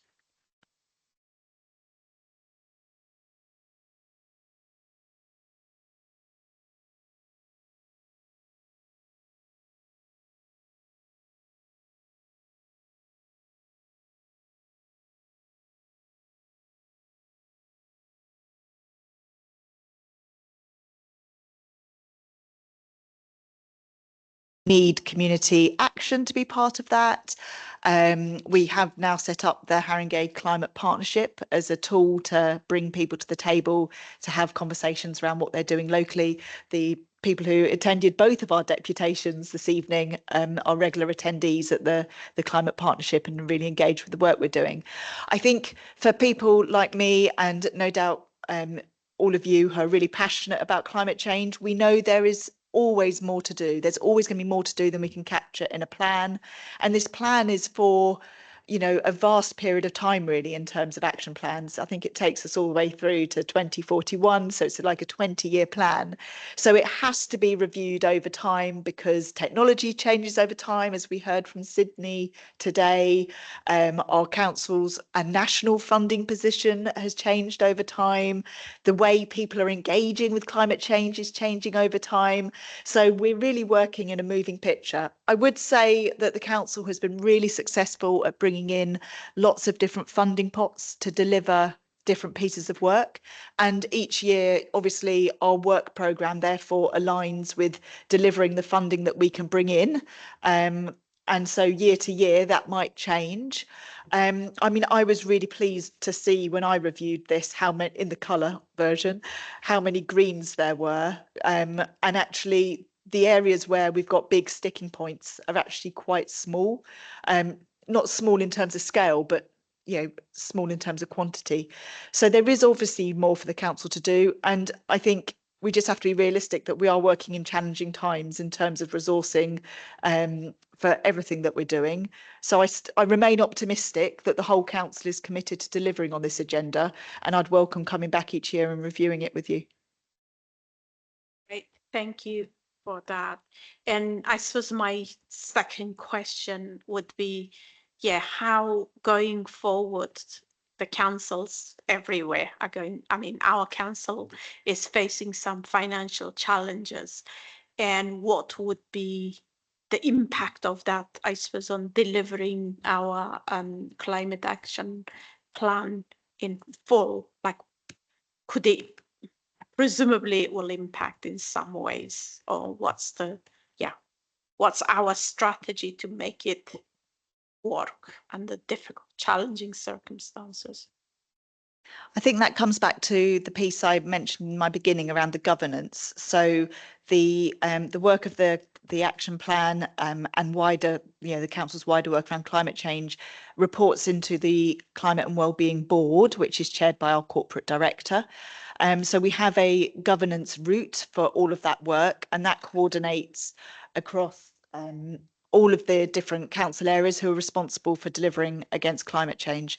So I think you know, it's hard to say on a broad level what the impact of, you know, the reduced resources are, but it will mean some projects individually might be slowed down or paused, or perhaps we'll look to the community or other partners to pick them up. So we'd need to answer that question on a line by line basis. But I think the council's commitment is really strong, as we've seen through the setup of this new board. Thank you for that. I mean, there might be even some extra resources from central government to help us deliver. So we don't know, obviously, what will happen in future. So if there's no further question, oh, look, you wanna, yeah. Oh, it's recommendations, is that okay? Sorry? It's recommendations rather than question. Is that okay? Yes, yes, Yeah. absolutely. Before I do, the Climate and Wellbeing Board, what's the makeup of that? Is that new? Sorry? So there's been a corporate governance review across the whole council following the chief executive's new management structure. So each corporate director has their own strategic board. Barry Francis, our corporate director for environment and resident experience, was really keen to call it the Wellbeing and Climate Board rather than the ERE board, because it reflects that actually the work that we do across environment and resident experience, all of it touches on well-being, whether it's like we heard today around congestion and traffic management and the low traffic neighbourhoods that very clearly impacts on well-being, through to the work that, you know, my team does in parks and leisure and you know, trying to make people more active and tackling health inequalities, through to, you know, all of the different services that we provide. They all have a well-being angle. So I think he was really keen that we actually called it the Wellbeing and Climate Board rather than the Environment and Resident Experience Board. So that's our main governance route, and it is relatively new. But that's I mean, I'm on the Housing Improvement Board with George. Is that a similar thing in that it's a councillor board, right? It's not a resident. Is there a resident board? It's an officer board. Yeah, my recommendations. So on the table, it would be useful to have for each row date last updated. Some are on hold. It'd be good to know if they're on hold from 3 years ago, that sort of thing. On impact, I'm not clear what impact even means. So it'd be good to have carbon impact. And if that impact column means something different, whatever that is, whatever that explainer is, that'd be really helpful. And then following on from the deputation, I'd also like to make a recommendation that we do push back on planning to, well, in the same way that they have got developers on board with providing the infrastructure for dens, have developers providing air source and ground source heat pumps, particularly on large development sites that is a district or group network. I am mindful, though, caveat that with who owns it, because it becomes a monopoly.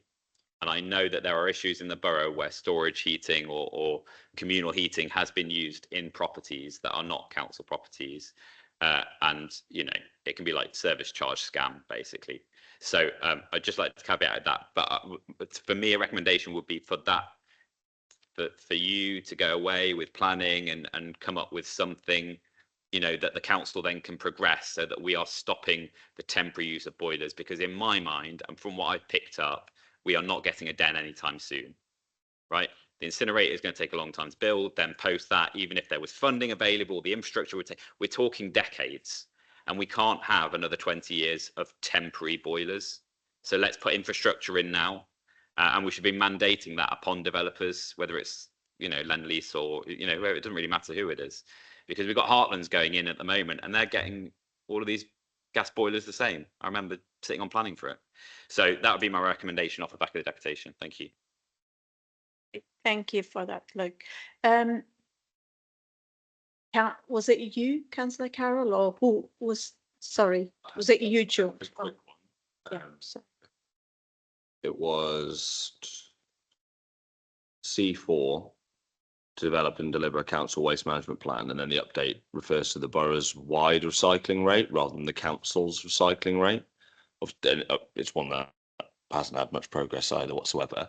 But it strikes me the update is about, not necessarily about what the point in the plan is about. So it was more of a point of clarification, and actually it seems like that's a smaller piece of work, but also one that would inform the wider piece of work, which is to improve recycling rates across the borough. But if we work out why we're not doing it within the council very well, that might give us some insight in how to make it better at the borough-wide level with private citizens. Yeah, that was the only point. Is did you clarify? Yeah. Great, thank you for that, Liam. Yeah. And another good spot. Yeah, I'd agree. The comment doesn't seem to quite match, so we can take that away for clarification. Great. Any other last comments? No. Thank you very much, Zoe. I mean, we were expecting Barry Francis, but he sent his apologies. So Barry's on thank annual you leave. for- Sorry. He's on annual Yeah. leave. Yes.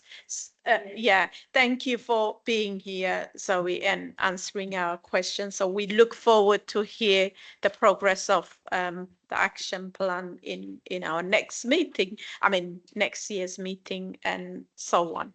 Thank you very much.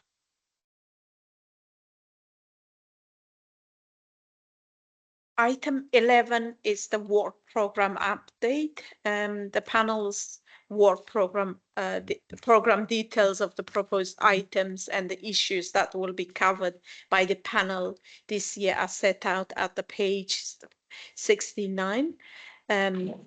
Any further consideration or comments from panel members with regards to the work program? So I suppose in regards to the work program, I would, it sometimes is like we're dealing with number of cabinet members for polls here, and any urgent, like we might pick something new depending on what needs scrutiny, what needs a different look at it. So that might change. But any other comments, I'm happy to, yeah, consider. Any comments? Yeah, look. Thanks. So I think I can't see it now, but I'm sure I read it earlier that we're going to be looking at cycling, right? That was going to be a thing that we were going to do a deep dive into. But I was going to say that in the previous, I think 2 years, certainly last year, we didn't have leisure. It went up to OSC, and I'm not aware that they covered it either because their work program was so dense. And so whether at some point we can then include a review of the leisure centres, but with it not just performance of them, but within the context of the well-being strategy, because I'm not sure that that has come to cabinet yet either, and that was supposed to have been sort of, you know, at the same time as the leisure centres coming in-house. I'm not sure where that is at. So as part of the well-being strategy is like an overarching thing, but then leisure centre performance, since it's come in, I think would be a good piece, because I'm not aware that OSC has done it. If they have, and you know, maybe that can be checked, we don't need to. Apologies. Thanks. Really good suggestion. But I was thinking, in any case, like even if we don't get to have that just yet, an update about the leisure centre, like how are we managing, what's the feedback, that will be a good piece of work for that. It will be good to have a report on that, just to basically see how we're managing the leisure centres. Okay, any other comments? No, that's fine. We're happy with rest of the planned work plan. Okay, new items of item 12 is new items of urgent business. As mentioned before, there are no additional items of urgent business. The date of our future meetings. Please note that the dates of the future meeting of the panel are set out on the agenda pack. So it's 15th of September.